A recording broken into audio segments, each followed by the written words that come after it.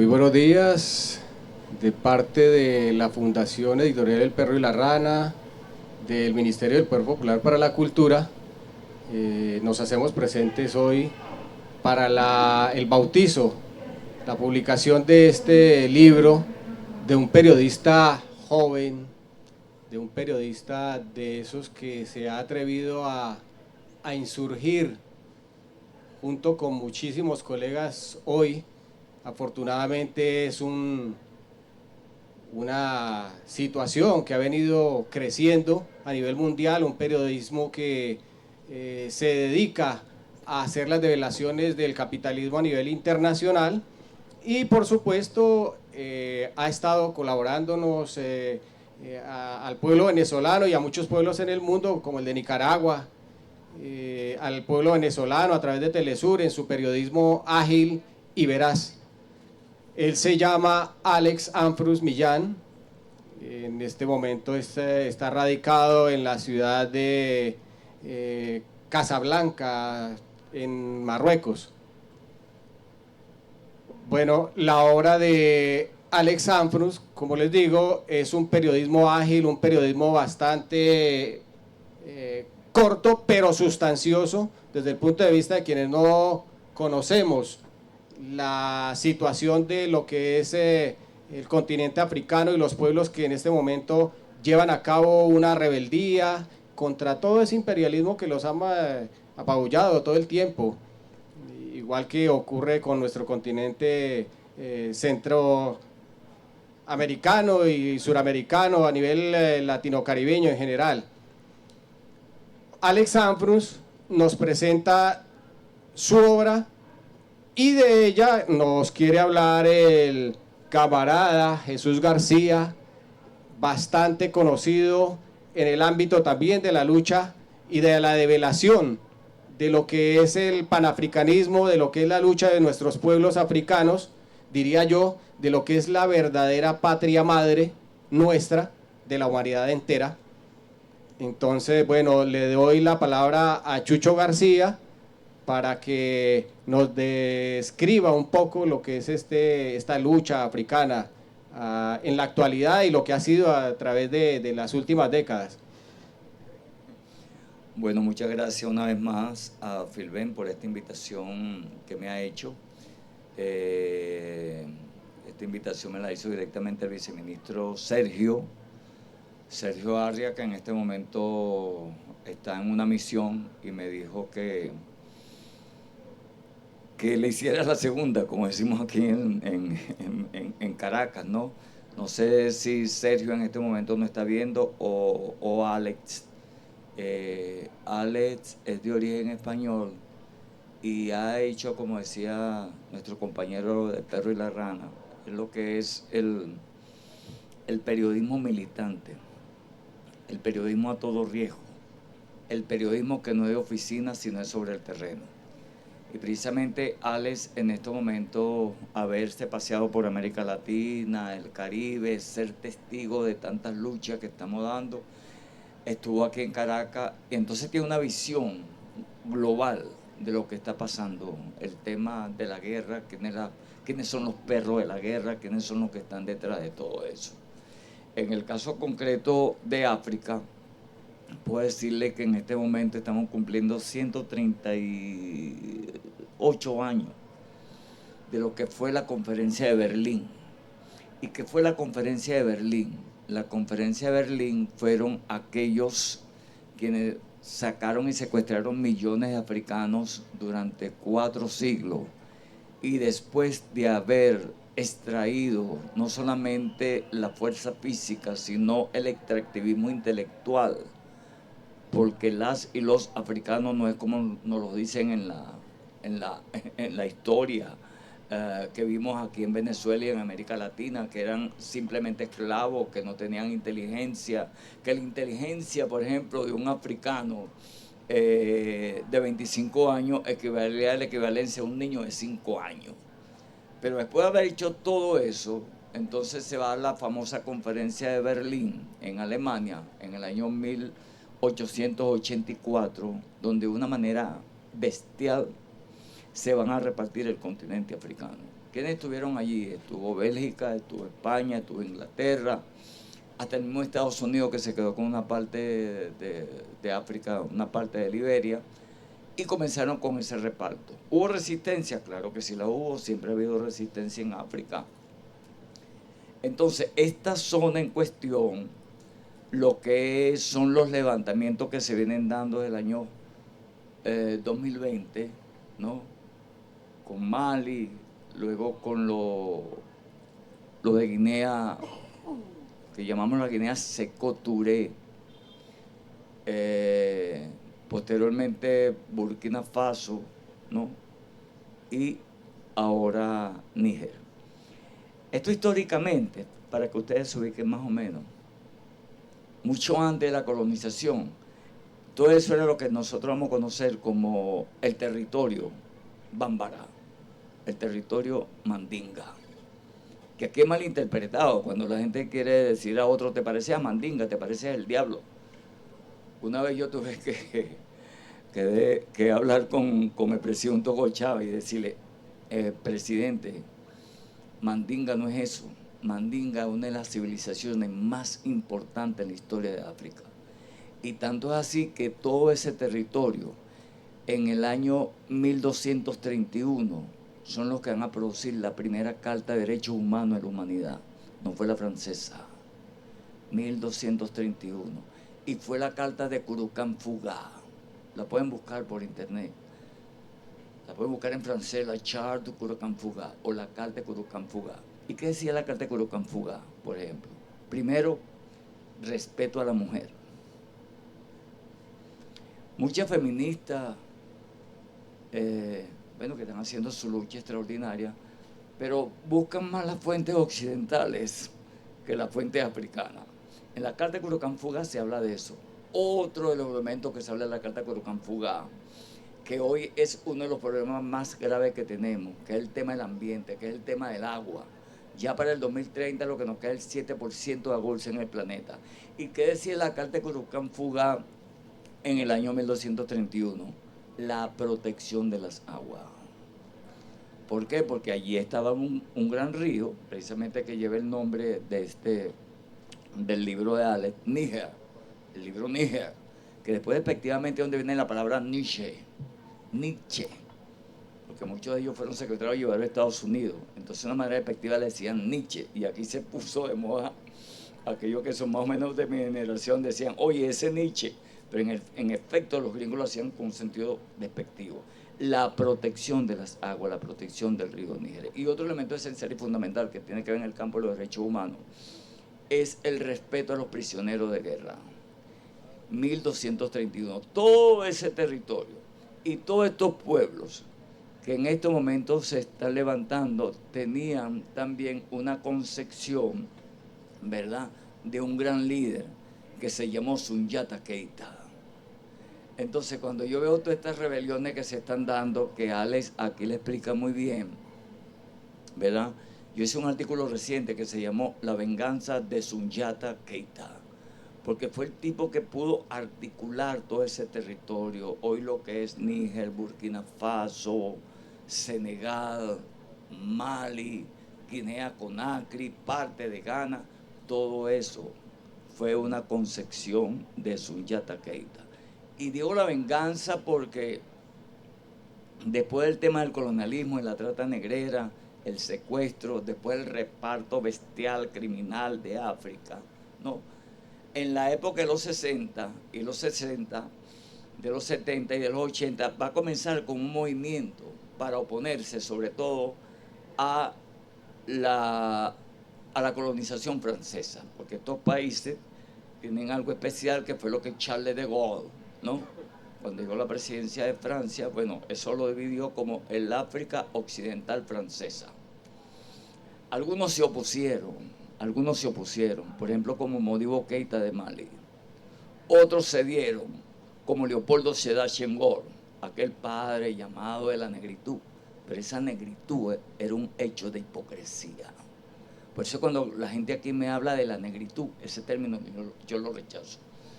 Porque con Leopoldo Sédar Senghor la negritud palideció en el poder. ¿De acuerdo?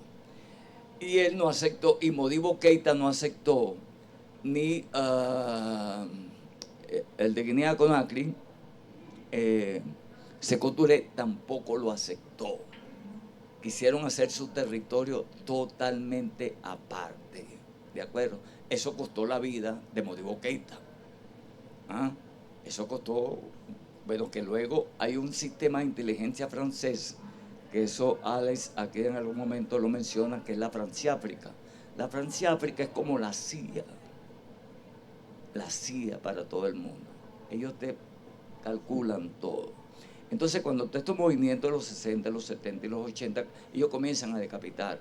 El primer decapitado de su extraordinaria inteligencia fue Patricio Lumumba,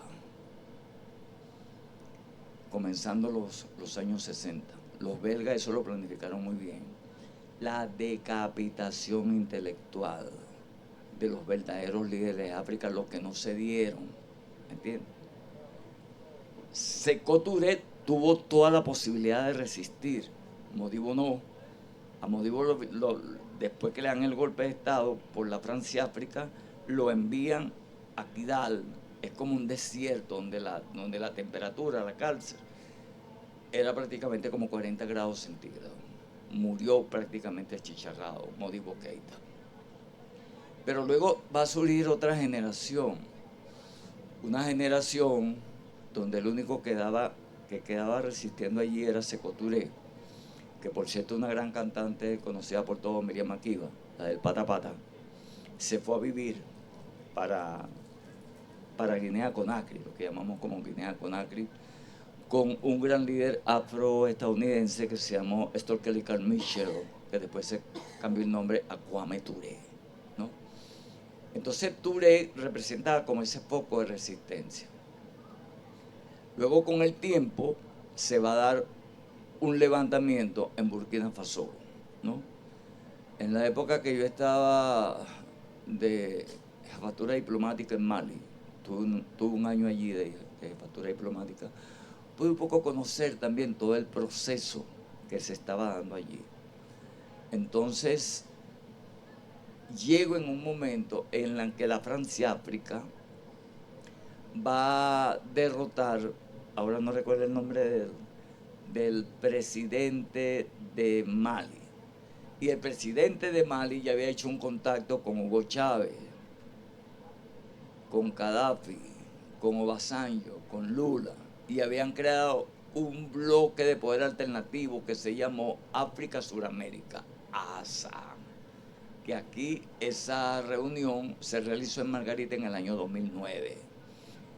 ¿Por qué? Porque estamos haciendo el planteamiento sur-sur de Julio Nyerere, ¿entiendes? Que entre África y Suramérica estaban las mayores reservas de agua del mundo. Y así, mira, la Amazonía. Y la Mayombe en África. Eso Chávez lo tenía claro. Eso Gaddafi lo tenía claro. Lula en eso lo tenía claro. Y de una manera, porque digo que lo de Chávez fue un asesinato. Y así igualmente Lula también comenzó a sufrir de cáncer. No. En fin, Obasanjo también fue destituido en Nigeria. Entonces estaba como en una etapa ya del pesimismo. Una bandera que se había levantado un tipo extraordinario como lo fue Thomas Sankara, que además dio un estatus de participación en igualdad de condiciones a la mujer, ¿no? Era un poco así como lo de Gaddafi, que su guardia personal eran las mujeres. Tomás también su protectora eran también las mujeres, ¿no? Y hay un tremendo discurso de Thomas Sankara en la ONU que ustedes deberían de buscarlo, está traducido allí al español. Pero ahora bien, Tomás es asesinado también. Y es mandado a asesinar, y lo digo aquí con toda responsabilidad, con la Francia-África, que en ese momento el presidente de Francia era Mitterrand, el de doble discurso, porque se va a hacer una conferencia antes de eso, que es la conferencia de la Baule. en las afueras de Francia, donde dicen que hay que acabar con todos los movimientos de liberación en África. Y lamentablemente el conejillo de Indias fue Tomás. Luego entré en una época de pesimismo. Yo estuve en Mali cuando estaban las tropas francesas, ¿no? Y tenían el control de todo, ¿no? Apenas uno se podía mover en la República de Mali. No pude llegar hacia la zona de Timbuktu, que fue donde se crearon las primeras 3 universidades de África en el siglo XVII. Las 3 primeras universidades. Fíjense ustedes que tenemos tanta ignorancia de África, que la Universidad de Caracas fue en el siglo XVIII, XIX. Ya en Timbuktu existían las 3. Y en ese momento que yo llego, porque Al-Qaeda, que fue algo que creó Hillary Clinton, ¿no?, para desestabilizar la mala interpretación del Islam con Al-Qaeda, había quemado gran parte de la memoria de estas universidades de Timbuktu. Todos estos elementos van a ir a conducir para una nueva generación. Y esta nueva generación va a comenzar precisamente con ese levantamiento. En Mali comienzan, bueno, por expulsar a las tropas francesas. El cabrón de Macron, que es el presidente de Francia, amenazó, pero hubo resistencia y la gente se mantuvo. Luego se va a levantar también en Burkina Faso toda la corriente histórica de Thomas Sankara. Y por último, se va a dar este fenómeno del Níger, ¿verdad?, que ha recibido amenazas de todo el mundo. Ahí en África existe algo así como un parapeto de la OEA, la Organización de Estados Americanos. Ahí existe la CEDAW, que es la Comunidad de Estados de África Occidental, pero es igualito. ¿Cómo es que se llama el bandido aquí de la OEA, que es de Uruguay? Allá tienen su Almagrito. Allá tienen a su Almagrito. ¿Ve? Y también, bueno, lo último que dijo el general, que aquí el periodista Alex lo resaña, bueno, que iban a resistir. Porque ¿qué es lo que trae detrás de todo eso? Ahí está el uranio. ¿Y qué es lo que le da el 90% de la electricidad a Francia? El uranio. ¿Me entiendes? Entonces podemos ver que eso que está pasando en Níger, ¿verdad?, tiene que ver y una conexión global. Ahorita, por ejemplo, el problema que tenemos con el Esequibo. ¿Ustedes saben cuántas son las reservas de petróleo que hay en el Esequibo? 10.000 millones de barriles de petróleo, aparte de los otros más elementos. Hasta el 2015 ellos no sabían eso. Yo en el 2015 escribí un artículo sobre ese tema, que salió publicado en varios idiomas. Y tuve la oportunidad de hablar con Norman Girvan, que en ese momento era el oficiante de la ONU, donde todo tenía que discutirse, ¿verdad?, como estamos proponiendo, en paz. Pero luego cuando la Exxon descubre esos 12.000 millones de barriles de petróleo en el 2015, ¿verdad?, ya comienzan a buscar la camorra. Y ahorita están buscando la camorra. Pero no creo que se vaya a abrir una guerra, porque fíjense lo que pasó. Ucrania y Rusia entraron en guerra, donde Estados Unidos ha puesto más de 3.000 millones de dólares. Y lo están perdiendo todo. Estados Unidos y la Unión Europea van a perder esa guerra. Entonces se abre el otro frente, lo de Israel con los palestinos.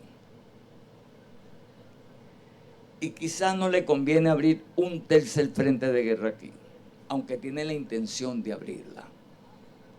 Todo esto que pasó con Ucrania y Rusia y ahorita con Israel frenó la intervención, porque la intervención se iba a dar, pero Macron no iba a tener todo el respaldo, ¿me entiendes?, que ahorita en este momento está teniendo Ucrania y que ahorita está teniendo Israel, ¿me entiendes? No lo pudieron hacer. Entonces estamos en un mundo globalizado, donde hay haces luminosos, ¿no?, que están pidiendo su soberanía. No solo la soberanía en el terreno, sino en la soberanía intelectual, en la soberanía lingüística. Mali, por ejemplo, eliminó el francés como lengua oficial. ahora es el Bambará, que son la mayoría de los que habitan allí. Es decir, estas rebeliones que se están dando no es solamente por un terreno, por un espacio, por unos minerales, es por la dignidad, como lo hizo Shankara, ¿no? Como lo hizo Modibo Keïta. Entonces, Alex, si me está escuchando, yo creo que este texto es un texto de referencia y debemos hacerlo en comparación con lo que nosotros nos pudiera suceder con Guyana. Todo está conectado. Entonces, bueno, lo dejo hasta ahí. Espero algunas de sus preguntas, intervenciones, contradicciones, discusiones importantes. No sé si usted iba a agregar algo más. Bueno, fíjate, Jesús, que hay datos curiosos que revela aquí el autor, Alex. La primera incógnita que crea él aquí para el lector es que deduzca si realmente lo que está ocurriendo en Níger es un golpe de Estado o es sencillamente lo que va proyectado desde hace mucho rato, que es la revolución panafricana. Él nos comenta allí en la introducción que en Níger, en este momento, una sola de cada 3 personas es alfabetizada. Y si se trata, si vamos al conteo, las estadísticas con respecto al género femenino, solamente una de cada 6 mujeres sabe leer y escribir. Datos como esos lo dejan sorprendido a cualquiera, y lo que realmente ocurre allí es una rebelión franca, abierta contra un fascismo, un colonialismo fascista que ha ido contra el pueblo africano y que ha engendrado allí también grupos terroristas, porque eso es lo que sabe hacer el imperialismo. Allí la franja que se llama Sahel está infestada de eso. Es lo que ha pretendido asumir el control, el panafricanismo en el área. Toda esa área que se llama Sahel, el área subsahariana, ¿no? Son 4 países que conforman, están allí dentro de esa franja. Y hay otros datos que él nos revela en uno de los capítulos. Son 6 capítulos en los que de manera muy ágil, muy concisa, nos describe toda la situación en este momento de de Níger. Y hay datos curiosos, como por ejemplo las expresiones francesas muy recientes, que nos dice aquí en la página 63, que son verdaderamente una causa de indignación para quienes sintamos, como decía el Che Guevara, seamos capaces de sentir la indignación frente a todo lo que se llama injusticia en cualquier parte del planeta. Dice allí Ité, uno de los franceses que han estado allí anclados a para perpetuar ese neocolonialismo, dice: los nigerinos deben dejar de beber agua porque es europea. ¿Qué nos quiere decir él con eso? Sinceramente, se han robado toda la riqueza nigerina, y les han metido allí una embotelladora de agua, sus fuentes de agua, la embotellan y ahora es de ellos. Entonces, bueno, son situaciones que nos describe allí Alex a lo largo, como les digo, de 6 capítulos. Yo no sé si tú quieres describirnos un poco de lo que ha sido esa pelea allí entre el nacionalismo panafricano y la lucha que hay contra el terrorismo de los grupos anclados en el Sahel. Sí, algo que se me pasó ciertamente es que el panafricanismo fue una respuesta contra el colonialismo. El panafricanismo va a nacer en el Caribe, ¿no? Sylvester Williams y Shortman Moore de Trinidad, y creo que Shortman Moore era de Barbados, viajaron a África, sobre todo Sylvester Williams, para iniciarse en la lucha contra el apartheid. Estoy hablando a principios del siglo XX.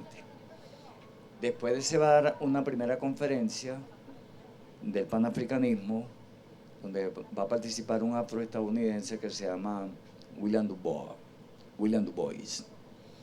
No obstante, esa conferencia fue como una respuesta al panamericanismo. Aquellos que están y que son más o menos de mi edad, recuerden que en bachillerato siempre cantamos el himno panamericano. Y el himno panamericano era nada más y nada menos que la doctrina Monroe, ¿me entiendes? Que está cumpliendo 200 años. Pero éramos o sea, no teníamos todavía ese concepto antiimperialista. El panafricanismo va a comenzar a dar respuesta.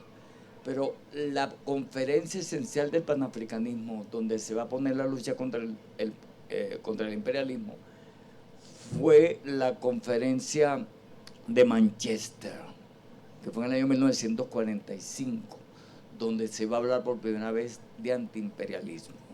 Era un poco buscar esa alianza entre África y la diáspora en una lucha en común. Entonces el panafricanismo va a aterrizar por primera vez en el poder con Kwame Nkrumah en Ghana.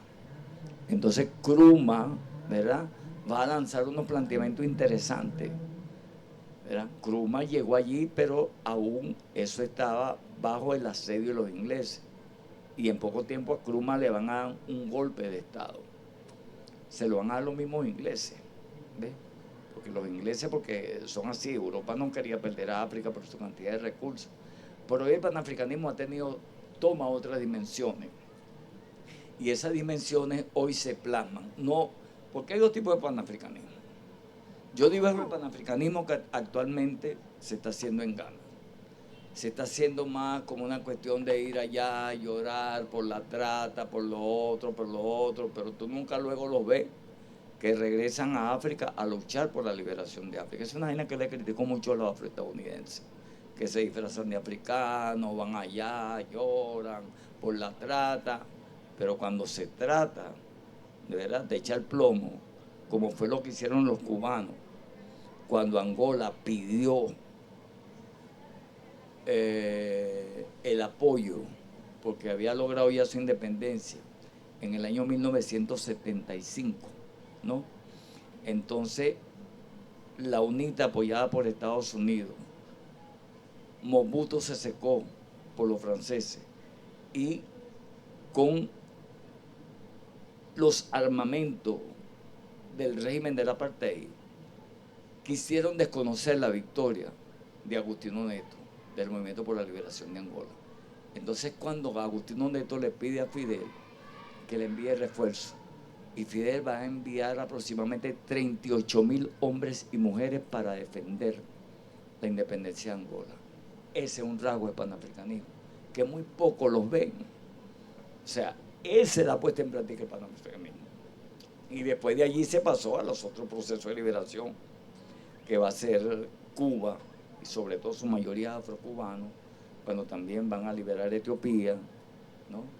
Cuando también van a ayudar a Amílcar Cabral en Guinea-Bissau, ¿no? Que ha sido uno de los intelectuales Amílcar más importantes en todo este tema. Y todo tiene un punto de partida que fue la Conferencia Tricontinental de La Habana en el año 1966. Eso fue estructurando otra visión del panafricanismo. Y la otra visión del panafricanismo, que yo le discuto mucho a ellos, fue lo que planteó Chávez. Chávez planteaba ASA, África, América del Sur. Se hicieron 3 conferencias. A mí me correspondió participar en una de ellas, en el año 2009 aquí en Por la Mar, en Margarita, donde a mí me correspondió traer a 3 presidentes del área donde yo estaba ejerciendo la diplomacia, ¿no? Entonces, esa es la otra visión del panafricanismo. Y ahora, esta visión de que nos habla Alex, viene a enriquecer, porque es un refrescamiento, y además con muchachos, son gente jóvenes. Eso es lo más importante.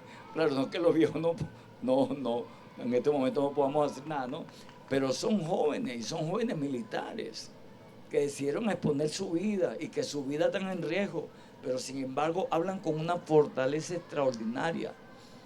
y están replanteando incluso reestructurar la Unión Africana, porque cuando asesinaron a Gaddafi y estaban persiguiendo a Gaddafi, Chávez desesperadamente, eso ustedes lo pueden buscar, llamó a la Unión Africana para poder salvar a Gaddafi. De la Unión Africana solamente aparecieron como 3 países. Los demás se quedaron callados. Y Gaddafi le daba el 35% del presupuesto a la Unión Africana. Pero fíjense cómo se paga. Ahora, por eso es que esto representa una nueva visión del panafricanismo. Estos 3 países, 4 podríamos decir con Guinea, ¿me entiendes? Con Guinea Conakry, están representando esa otra visión.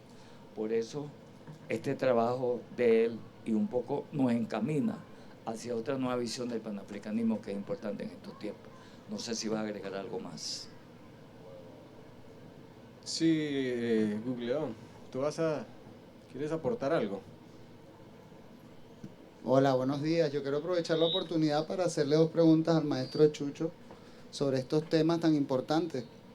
En la editorial Perro y la Rana estábamos trabajando en 3 libros fundamentales para el tema del panafricanismo, que por desgracia no pudimos tener listos para la presentación en la feria, pero tenemos pensado presentar antes de terminar el año. Eran 3 biografías, una coedición con la editorial One Africa, 3 biografías de los 3 grandes líderes, Fanon, Sankara y Lumumba. La pregunta es la siguiente, investigando sobre la biografía de Sankara, me enteré que fue derretido en aceite, en ácidos. Su cadáver, después de ser torturado durante días, fue derretido. Y yo quería preguntarte cómo interpretas tú eso desde el punto de vista del borrado de la memoria, ¿no? O sea, como práctica política, que puede simbolizar que a una persona la derritan en aceite para que no quede, en ácido, para que no quede nada, no quedaron ni los huesos, nada. No hay, el ADN de él no se tiene registrado, ¿no? Esa es la primera. La segunda pregunta es el comentario sobre la teoría de la negritud. Quiero preguntarte por Aimé Césaire y sus planteamientos al respecto. Bueno, la primera tiene que ver con esa forma de tortura y ciertamente tú lo dices, o sea, no bastaba con flagelar el cuerpo, no bastaba con darle latigazos, torturarlo, sino tratar de evitar de que su ADN pudiera reproducirse para otras generaciones. Yo estuve ahí en la tumba de Sankara, que lamentablemente quien lo traicionó fue su mano derecha. Así como ha pasado en muchos casos en África y aquí en América Latina, ¿verdad? Así como pasó aquí con Chávez. Chávez confiaba en estos militares que se han formado en la cárcel de las Américas. Y de vaina, bueno, no le dan el coñazo, ¿me entiendes? Pero en el caso de Thomas Sankara, y eso los franceses lo tenían muy claro, no queremos que ese ADN se reproduzca. Y eso fue lo que pasó. Y eso fue lo que pasó allí, la forma de tortura del colonialismo.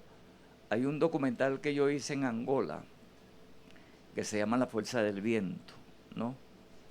Y en ese documental aparece cómo era la tortura de los angolanos. Pues le quitaban la cabeza a los líderes y luego lo ponían en varas, en cañamarga, y los paseaban por los pueblos para que la gente viera a sus líderes. Esto es una forma de terror. O sea, y esta forma, yo creo que lo que tú estás diciendo del ADN es algo que la CIA últimamente ha venido trabajando mucho, con muchísima profundidad. Incluso los cambios del ADN, aún tú estando vivo, te lo pueden cambiar. Esas son nuevas formas de tortura muy avanzadas, ya este tercer milenio, que incluso hasta llega ahorita a las nuevas formas de racismo con la inteligencia artificial. Ahora bien, con respecto a lo de Shenghor, sí hubo una trilogía con l'Etudiant Noir. El Estudiante Negro fue una revista que provocaron 3 líderes que estaban colonizados por los franceses. Uno fue León Gondran Damas, aquí en la llamada Guyana Francesa. Otro fue Aimé Césaire y otro fue Sédar Senghor. Entonces, bueno, van a crear en ese momento histórico, por la forma como Francia estaba enfocando la cultura, que inclusive hacían lo que se llama la zoologización. En una reja ponían a los africanos como exhibición. Incluso hay una foto por allí, en algún momento la mostraré en una conferencia, donde estaba una mujer africana en una jaula allí en París y alguien le estaba tirando maní. Ese era el joven Ullal Pietri. Le estaba tirando maní. Ullal Pietri lo estaba haciendo. Y yo siempre digo que Ullal Pietri, bueno, intelectual, pero un racista. Entonces, la negritud va a tomar fuerza. En mi último libro, en mi penúltimo libro, que hablo sobre afrodescendientes en América Latina y el Caribe, hay un pasaje donde yo distingo lo que es el galveísmo, lo que es la negritud y lo que es el fanonismo. Ninguno de estos tres, fíjate, Fanon tenía como profesor Aimé. Aimé prefirió quedarse con su tranquilidad de siendo alcalde toda la vida de Fort-de-France, de Martinica. Fanon no.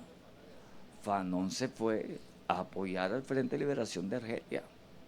Por eso es que el fanonismo hay que estudiarlo como una nueva forma de panafricanismo. El galveísmo, Garvey no fue a África, pese a que, bueno, él defendía a África, defendía la cuestión de Etiopía, etcétera, etcétera. Pero de los tres elementos esenciales, el fanoísmo fue radical. Y eso lo hemos hablado mucho con la hija de Fran Fanon, Mireille Fanon, que varias veces le hemos traído aquí a Venezuela. Y África sacó una edición de Fran Fanon. África sacó una pequeñita edición de Kwame Nkrumah. Y África fue que me publicó este último texto del año pasado, antepasado, donde ustedes pueden ver este resumen por completo. Gracias. Bueno, hay otros datos curiosos que nos dice Alex aquí, cerrando el capítulo 3. Él nos dice que Níger, siendo uno de los mayores productores, quizá el mayor, ¿no?, productor de uranio, para el lado de lo que fue recientemente el gobierno títere que había propuesto llevar a un crecimiento económico del 7%, y efectivamente lo consiguieron. Pero él dice, ¿cómo es posible que alcanzando un crecimiento económico tan alto, un país que está lleno de miseria, había pretendido ese gobierno fascista llevar la reducción de la pobreza, que estaba alrededor del 40%, llevarla por lo menos al 31%. Para 2021, con ese crecimiento económico, Níger no solamente redujo la miseria, sino que la incrementó al 42%, siendo el primer productor de uranio mundial. Entonces, son cosas completamente reveladoras de lo que hace un periodismo realmente comprometido con las causas de los pueblos en el mundo. Nosotros desde aquí le mandamos un abrazo a Alex. Lamentablemente el video que nos envió no pudo ser reproducido, la memoria USB no funcionó aquí en el equipo, y afortunadamente está un gran conocedor del tema, que es el maestro Chucho García, que nos expone hoy aquí lo que es el panafricanismo. Ya damos entonces por cerrada el agradecimiento también para todos, para el pueblo venezolano. Vamos a proceder al bautizo del libro.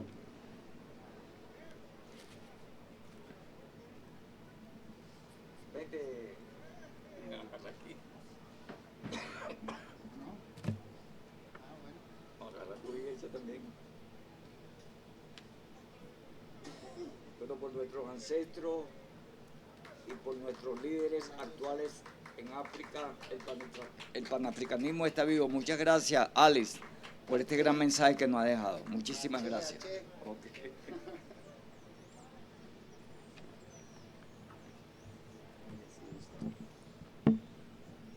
Estimados amigas y amigos, quiero enviaros un saludo muy fuerte con ocasión de la Feria Internacional del Libro de Venezuela, en la cual se presenta mi libro Níger, otro golpe de Estado o la Revolución Panafricana. El presidente Nicolás Maduro me ha hecho el honor de presentar este libro en la inauguración el día 8 de noviembre y quiero explicaros unos elementos centrales del libro, los temas que abordo en los diferentes capítulos. En particular, la importancia de que los pueblos latinoamericanos tengan lazos de amistad y de todo tipo y de conocimiento con los pueblos africanos del Sahel. Lo que ha sucedido el 26 de julio de 2023 es un golpe de Estado que califico de nacionalista en favor de la soberanía del país, después de que durante muchos años, alrededor de cerca de 10 años, después de la intervención francesa en Libia, de la OTAN, se desestabilizase el norte de África y a través de esa guerra, el armamento y algunos elementos llamados rebeldes, en realidad separatistas tuareg, desestabilizaron también el norte de Mali. De Libia a Mali se produce otra intervención francesa, esta vez con tropas que estacionaron en el terreno y de hecho el pueblo maliense ha estado harto de la situación. Ha conseguido, en una de las series de golpes de Estado que se han producido, ha conseguido dar un golpe de Estado y expulsar las tropas francesas. Esto ha sido un hito, verdaderamente, y en las horas anteriores en las cuales estoy grabando este vídeo, se ha producido la recuperación del territorio nacional de Mali, en la ciudad de Kidal. Eso es la prueba, verdaderamente, del fracaso de la estrategia militar francesa imperialista en el Sahel, en África. Este es un tema que abordo en el primer capítulo del libro. Y luego yo quisiera explicar también que el golpe de Estado en Níger se produce precisamente porque el títere servil a Francia, Mohamed Bazoum, el presidente, que ha sido depuesto, lo que hacía era obedecer las órdenes de Francia. Por lo tanto, una vez que hubo un golpe de Estado en Mali, nacionalista, que hubo un golpe de Estado en Burkina Faso, la triple frontera que comparten estos tres países, Níger, Mali y Burkina Faso, estaba sometida a desestabilizaciones con atentados terroristas regularmente. Puesto que la presencia militar francesa no resolvió el problema, esos golpes dieron lugar para resolverlo por sus propias manos, los pueblos africanos, y solo quedaba Níger de esos tres países. Los militares nacionalistas de Níger, evidentemente, con toda lógica, decidieron dar un golpe de Estado para establecer una cooperación en materia de seguridad con los países vecinos, lo que cualquier país puede comprender. Los pueblos pueden comprender, puesto que habían atentados regularmente y los hijos más valientes de la patria de Níger estaban muriendo allí bajo la pasividad de las tropas militares francesas, bajo la inacción o más bien incluso, como dicen los mismos africanos, con la complicidad. Entonces, la causa del golpe de Estado es que se necesita una cooperación no solo a nivel de seguridad, sino también económica y a favor del desarrollo de estos países, entre esos tres países del Sahel. En el libro también abordo algo que me parece muy importante y es las materias primas de Níger. Tenemos que saber que el uranio históricamente ha sido explotado de manera bajo monopolio por Francia, la multinacional francesa Areva. La negociación del precio de las materias primas, en particular del uranio, es algo que debe estar en la agenda de cualquier país productor, pero fue impedido por Francia en el momento de las independencias con un acuerdo que fue impuesto a los países antiguos países colonizados. También hay descubrimiento del petróleo en Níger, con lo cual se pasa de 20.000 barriles diarios a 110.000, con los cuales 90.000 serán destinados a la exportación, fuente de ingresos importante también en los próximos años para Níger, y también hay otros proyectos de infraestructura. Por lo tanto, las materias primas, la soberanía debe favorecer a un pueblo como el de Níger, que está en una situación de extrema pobreza, con cifras del 42% de extrema pobreza. Las políticas del Fondo Monetario Internacional fueron impuestas a pesar de que el pueblo nigerino ha luchado contra ese tipo de políticas. Entonces, la importancia de mi libro, creo, es, como José Martí lo planteaba, es que los pueblos se conozcan los unos a los otros como si fueran a librar una batalla juntos. Y yo creo que la batalla en este siglo XXI, en 2023, está muy clara. Es la batalla a favor del derecho de los pueblos del sur al desarrollo, y es la batalla contra las estrategias del imperialismo. Muchas gracias y espero que disfruten del libro y de la Feria Internacional, y les mando un gran abrazo. Estimados amigas y amigos, quiero